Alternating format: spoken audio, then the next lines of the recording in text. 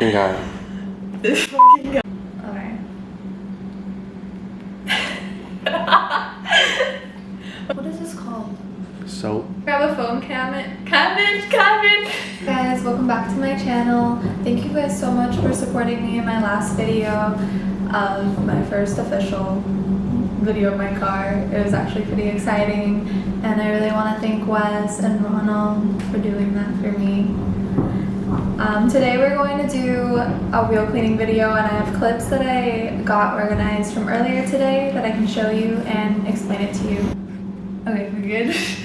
Okay, so first what you want to do is have a power washer, a hose, or if you can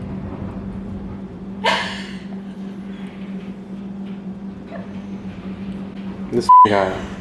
This fucking guy. So first step that you want to do is grab a power washer, a hose, something you can wash down your wheels with. Even self-serve washes have them. Power wash it with water as much as you can, and then you want to grab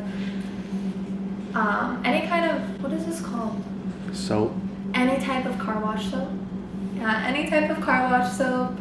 This is the Wash and Wax Shampoo Set Storm from Renegade products. I thought it was Meguiar's. Again, I do love their products. I do not support their company no longer though. But they do make wonderful products. Okay. Okay. Next you want to grab a foam cannon. Next you want to grab a foam cannon, and if you're at a self-serve car wash, they'll already have soap, and this is only if you have a power washer. And fill up the soap only about here. It just depends how much you're washing the car, how big your car is, stuff like that, and just mix it with warm water. After you have filled up your foam cannon, you're gonna want to power wash your entire wheel with it, going through crevices and agitating all of the dirt that's on the wheel. Now you want to rinse.